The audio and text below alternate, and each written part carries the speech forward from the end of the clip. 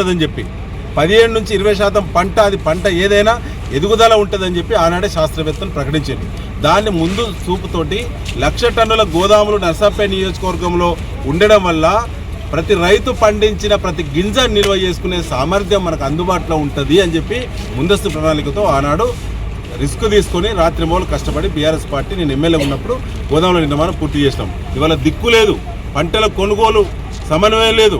ఇలా మార్కెట్ మధ్యలో, ఎస్డబ్ల్యూసీ గోదాముల మధ్యలో, అదే రెవెన్యూ శాఖ మధ్యలో, పోలీస్ శాఖ మధ్యలో, వ్యవసాయ శాఖ మధ్యలో, దాంతోపాటు సివిల్ సప్లైస్ డిపార్ట్మెంట్ మధ్యలో సఖ్యత కుదిర్చేటువంటి పెద్ద దిక్కు ఒక్కడు కూడా లేరు నర్సాపేట ప్రాంతంలో. కాబట్టి ఇలా రోడ్ల మీద మండు టెండర్లో రైతులు మండి ఇలా మసైపోతున్నారు. ఇవాళ ఈ దుస్థితి అనేది నిజంగా కూడా బాధాకరం. అంటే వనరులు లేక ఇబ్బంది పడితే వేరు, ఇలా వనరులు అందుబాటులో ఉన్నప్పుడు కూడా గత సంవత్సరం క్రితం నిల్వ చేసినటువంటి రైసును అది ఎక్స్పోర్ట్ చేయకుండా లేదా ఇతర ప్రాంతాలకు పంపించకుండా రైసును డిస్పోజ్ చేయకుండా ఇక్కడ నిల్వ పెట్టి ఎవడు పట్టించుకుంటూ లేడు రాష్ట్రంలో.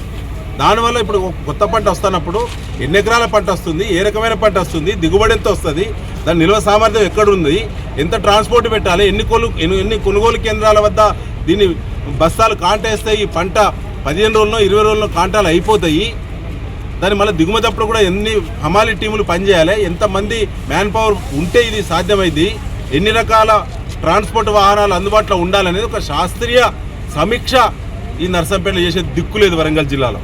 కాబట్టి ఈ దుస్థితి వచ్చింది. ఈ దుస్థితి మొత్తం తెలంగాణ రాష్ట్రం మొత్తం ఈ దరిద్రమే పట్టింది. ఎక్కువ పంట దిగుబడి వచ్చి సంతోషపడాలా రైతు, లేదా కళ్ళ ముందటే పంట తక్కువ ధరకు అమ్ముకొని దిగాలు పడాలా అనే స్థితికి ఇవాళ కాంగ్రెస్ ప్రభుత్వం తీసుకొచ్చింది. ఇలా 2,400 రూపాయల మొక్కజొన్న మద్దతు ధర బయట 1,600 నుంచి మొదలైంది. ఇలా 1,800, 1,850, 1,900 కొంటున్నారు. మిగతా 600 రూపాయలు, 700 రూపాయలు ఒక క్వింటాకు లాస్ అవుతున్నారు. ఇలా 40 క్వింటాల దిగుబడి వచ్చింది. 40 క్వింటాల దిగుబడి వచ్చింది. 600 చొప్పున ప్రైవేట్లో అమ్ముకుంటే నష్టం జరిగినా ఇలా 24,000 రూపాయలు ఒక ఎకరా పండించిన మొక్కజొన్న రైతుకు 24,000 రూపాయలు వాళ్ళ ఖాతాలో పడాల్సినటువంటి పైసలు ఇలా మట్లే కలిసిపోతున్నాయి. దీనికి 100% కాంగ్రెస్ అసమర్థ నిర్ణయాలు. స్థానిక ఎమ్మెల్యే మాధవ్ రెడ్డి బాధ్యత వహించాలి. రైతులు నిలదీస్తే అరవడం కరవడం కాదు, అది ఎవరైనా చేయవచ్చు, దానికి ఎమ్మెల్యే అక్కర్లేదు.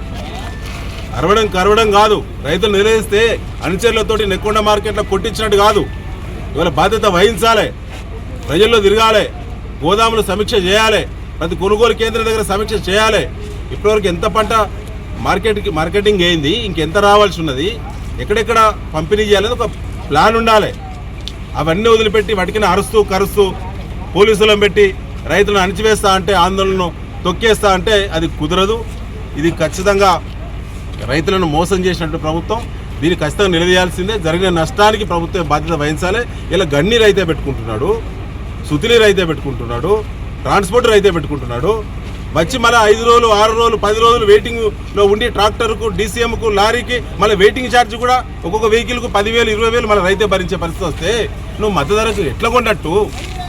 పండిన పంట ఎంత, నువ్వు మద్దతు ధర కొనుగోలు చేసినటువంటి ఎంత పంట నువ్వు కొనుగోలు చేసినావు సమానం చెప్పగలుగుతావా? ఈ నియోజకవర్గంలో ఇంతవరకు ఏమీ లేదు, ఒక్క సమీక్ష కూడా లేదు. 100 మంది పోలీసులు పెట్టుకుడు, ఫోటో దిగుడు, బ్యాక్ వెళ్ళిపోడు తప్ప ఒక్క అర్థమైన ఒక్క మాట, ఒక్క సమీక్ష నీ యొక్క నిర్ణయం వల్ల ఒక రైతుగానే నియోజకవర్గంలో న్యాయం జరిగిందా? మండలానికి ఒక సెంటర్ పెట్టినప్పుడే ఇది బోగస్ అనుకున్నాం మేము. మండలానికి ఒక్క సెంటర్ పెట్టినప్పుడే ఇది బోగస్. ఆనాడు నేను ఎమ్మెల్యే ఉన్నప్పుడు ముఖ్యమంత్రి గారు కొట్లాడి ప్రతి మండలానికి 6 నుంచి 7 సెంటర్లు తీసుకొచ్చి ఒక నర్సంపేట నియోజకవర్గంలో 42 సెంటర్లు పెట్టించినప్పుడు ఎక్కడిదక్కడ కాంటాలేని బాధలు లేకుండా, ఇబ్బందులు లేకుండా, భద్రత ఉండే, భరోసా ఉండే. కాంటాలవి కూడా లక్షల బస్తాలు కేంద్రాలలో ఉంటే అవి ట్రాన్స్పోర్ట్ అయ్యి గోదాం చేరేదాకా రైతుకేం బాధ్యత?